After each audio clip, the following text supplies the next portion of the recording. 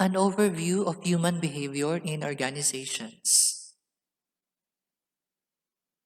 Chapter 1. Audio recorded by Mr. Vidal. What is human behavior? What is organizational behavior? The benefits of studying organizational behavior. A brief history of organizational behavior. Ethics and organizational behavior. Chapter 1. An overview of human behavior in organizations. For so long, man made serious attempts to be productive, economic or otherwise. He did it either individually or in group. In his quest for fulfilling his dreams, he always confronted with the risk of failure, and the risk is most often associated with the human factor, him and the others. Even if it was a machine that disrupted production process, the person who decided to buy or use the machine faces the risk of placing his character under suspicion. It has become clear that the quality and quantity of the output of the individual, the group, or the organization depend heavily on the actions of the person. It follows that those who have knowledge of human behavior are better equipped to interact with individuals, groups, or organizations. What is human behavior? Human behavior refers to the physical actions of a person that can be seen or heard, such as smiling or whistling.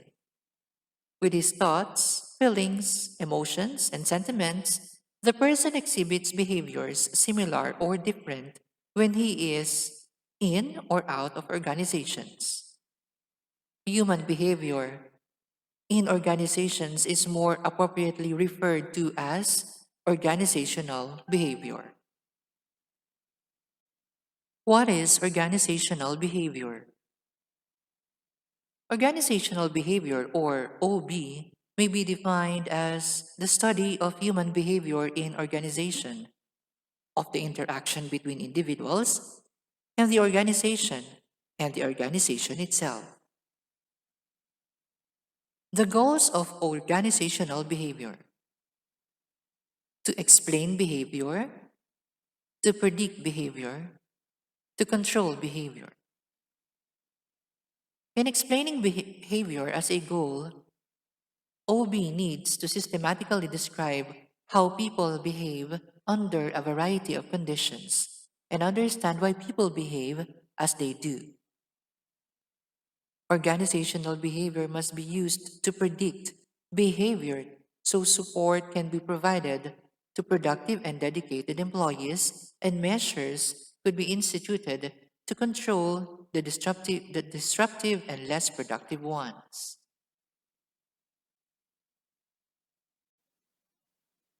Organizational behavior can offer some means for management to control the behavior of employees. As control is in as control is an important component of effective performance, the usefulness of organizational behavior must not be overlooked.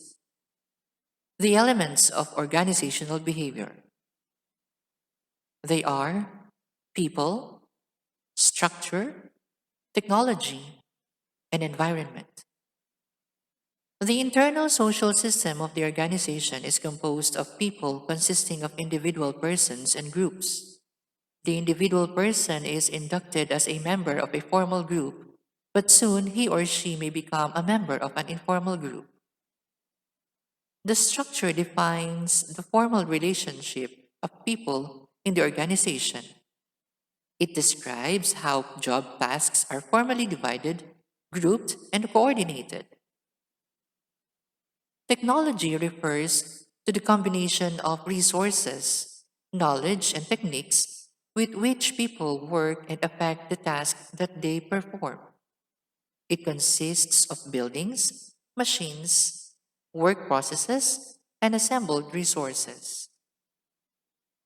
Environment refers to institutions or forces outside the organization that potentially affect the organization's performance.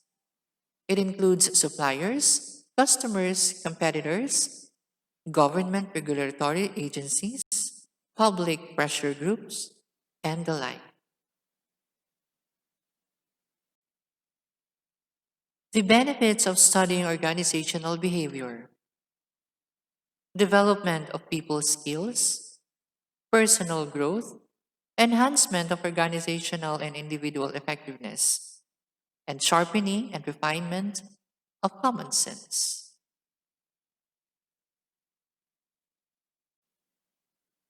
Development of people's skills. There are two types of skills that a person will need to succeed in his chosen career. One is the skill in doing his work. The other one is the skill in relating with people. A person who is much adept in the performance of his work may be successful up to a certain extent, but he will require another skill to make other people believe that he should be more successful than his current achievement. An example is a dentist who is well trained in his discipline but is avoided by many would be patients. It is not surprising to see a number of dentists with insufficient number of patients. Many of these dentists would benefit from acquiring people's skills through the study of OB.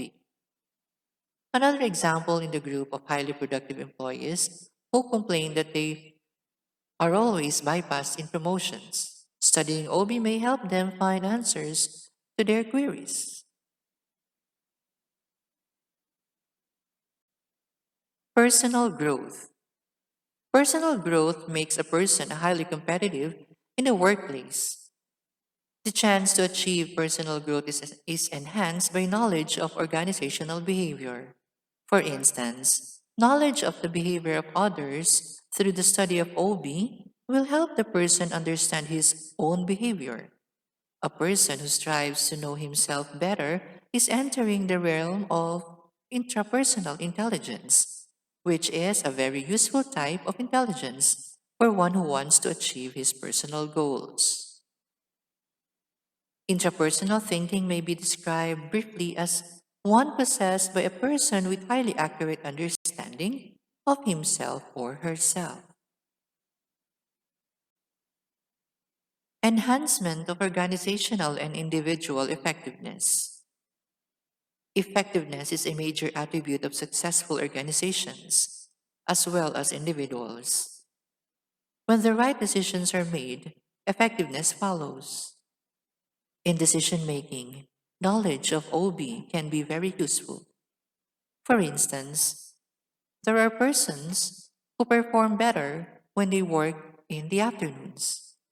It would be a mistake to make them work in the morning and expect that they will perform better. Such errors could be avoided if the one authorized to decide on work assignments have knowledge of OB.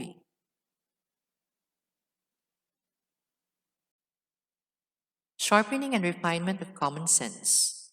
People differ in the degree of common sense they possess. Improvements in this type of ability, however, can still be made and great benefits can be derived if this is done. For instance, common sense dictates that persons working in hot and humid places cannot perform well. Common sense, however, cannot easily provide information on the exact temperature that will make them work at the optimum levels. In those types of concerns, knowledge of organizational behavior may be very useful. A brief history of organizational behavior. History tells us that behind every major accomplishment of man is some sort of organization. Thousands of years ago, the pyramids of Egypt and the temples in Central and South America were built by workers recruited from among the populace. Whether or not there were attempts to make these types of workers perform better can be the subject of inquiry. What we see in the movies is the whip, which, as we understand, was designed to make the workers do their assigned tasks. In this modern history, however, that provide us with records of how concerned scientists and experts made studies which have direct or indirect bearing to organizational behavior. The origins of organizational behavior can be traced to the following: 1. The human relations approach, scientific management approach by Frederick Taylor, and the human relations approach by Alton Mayo and others. 2. The personality theories, Freud's model, the behaviorist approach by Watson and Skinner, and the humanist approach by Carl Rogers, Fritz Perls, and Abraham Maslow. Let's start with Frederick Taylor. Frederick Taylor was a well known disciple of the scientific management movement. The primary purpose of scientific management was the application of scientific methods to increase the individual worker's productivity. Taylor used scientific analysis and experiment to increase worker output. He did it by regarding individuals as equivalents of machine parts and assigned them specific repetitive tasks. Mayo and his research team conducted the Hawthorne studies in 1920 to determine what effect hours of work, periods of rests, and lighting might have on worker fatigue and productivity. It was discovered that the social environment have an equivalent, if not greater effect on productivity than physical environment. Mayo concluded that social interaction is a factor for increased productivity. Another group of researchers espoused the personality theories and made significant contributions to the development of organizational behavior. A great contributor to the psychologist, I'm sorry, a great contributor is the psychologist Sigmund Freud, who brought the idea that people are motivated by far more than conscious logical reasoning. Freud believed that irrational motives make up the hidden subconscious mind, which determines the major part of people's behavior. Through an approach called behaviorism, another eminent psychologist, J.B. Watson, formulated a theory about learned behavior. This theory indicates that a person can be trained to behave according to the wish of the trainer. B.F. Skinner extended Watson's theory with his own theory of behavior modification. Skinner concluded that when people receive a positive stimulus like money or praise for what they have done, they will tend to repeat their behavior. When they are ignored and receive no response to the action, they will not be inclined to repeat it. The humanist movement is another important aspect in the development of organizational behavior. It is composed of a group of psychologists and three prominent contributors: Carl Rogers, Fritz Perls, and Abraham Maslow. Rogers focused on the person as an individual instead of adhering to a rigid methodology.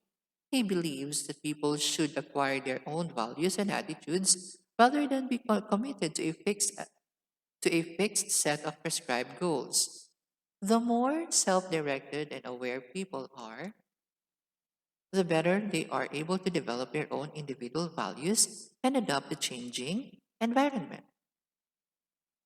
Fritz Perls' contribution is the Gestalt psychology, wherein the person is seen as being plagued by numerous split or conflicting desires and needs, which dissipate energy and interfere with the person's ability to achieve his potential. The object of Gestalt psychology is to integrate conflicting needs into an organized whole, in which all parts of a person work together towards growth and development. For his part, Abraham Maslow forwarded his model, which espouses the idea of developing the personality toward the ultimate achievement of human potential. This process is referred to as self actualization. To achieve this objective, the person must work on his way up the succeeding steps of the hierarchy of needs. Ethics and organizational behavior. May an organization use whatever means, fair or foul, to achieve its objectives? Is it all right for him to ask its employee to obtain confidential information through espionage regarding the operations of a competitor? Is it right for a business firm to adopt a policy of hiring only those who are members of a certain religious sect? Is it right for organizations to allow executives to play favorites in the workplace? These and similar behaviors in the organization happen every now and then. Should the propriety of such behaviors be the concern of organizations? If allowing such actions become the norm rather than the exception, would it be to the best interests of everyone, especially employers and employees? Answers to the foregoing questions permeate a body of principles that modern man tries to consider in the pursuit of his goals. Philosophers maintain the view that a society that has a low regard for morals will disintegrate after a period of time. To avoid chaos and destruction, and to make life in society possible, adherence to the practice of moral principles regulating human relations become necessary. The concerns bring us to the topic of organizational ethics. What is ethics? Ethics refers to the set of moral choices a person makes based on what he or she ought to do. Organizational ethics. These are moral principles that define right or wrong behavior in organizations. Ethical behavior. This refers to behavior that is accepted and morally good and right as opposed to bad and wrong. What constitutes right and wrong behavior in organization is determined by 1. Public, 2. Interest groups, 3. Organizations, and 4. The individual's personal morals and values. Ethical issues. There are important ethical issues that confront organizations. They consist of the following: conflict of interest, fairness and honesty, communication, relationship within the organization. A conflict of interest exists when a person is in the position of having to decide whether to advance the interests of the organization or to operate in his or her own personal interests. For instance, the purchasing officer of a university is in a situation where there is a conflict of interest when he owns the shop that sells office supplies to the university. In organizations which practices ethical behavior, people do not accept bribes to influence the outcome of a decision. People in organizations are expected to be fair and honest. Ethical behavior demands that beyond obeying the law, they should be not knowingly harm customers, clients, and competitors through deception, coercion, or misrepresentation. For example, a certain agency of the government would not normally release documents unless a certain amount of money is handed down to the releasing clerk. People can become victims of organizations that provide false and misleading information about their products and services. For instance, a recruitment firm makes it appear that the employment conditions they describe to the job applicants would be identical to what the foreign employer would offer. This practice is, of course, highly unethical. Within the organization, people may still be performing unethical acts. For example, employee A developed an I'm sorry. For example, employee A developed an idea that will be very useful to the organization. Employee B steals the idea and presents it to the top executive before employee A could present it himself. This action is highly unethical, and it is to the detriment of the organization if such actions are allowed to flourish. Summary: People exhibit certain behavior in and out of organizations. The realization of individual, group, or organizational goals will depend on the human factor, specifically human behavior. The goals of OB are to explain, to predict, and control behavior. The elements of organizational behavior are people, structure, technology, and environment. The benefits of studying organizational behavior are development of people skills, personal growth, enhancement of organizational and individual effectiveness, sharpening and refinement of common sense. Organizational behavior is not an instant invention of man. Instead, it is a product of several stages of inquiry into how people behave and how they can be managed to be more productive. Personalities, great and small, contributed to the development of organizational behavior. Taylor, Mayo, Freud, Maslow are only some of the more prominent names in the field of organizational behavior. The development of organizational behavior has not stopped, however, and, and the process is still ongoing. If the organization is expected to survive, its actions must be in the consonance with the ethical behavior.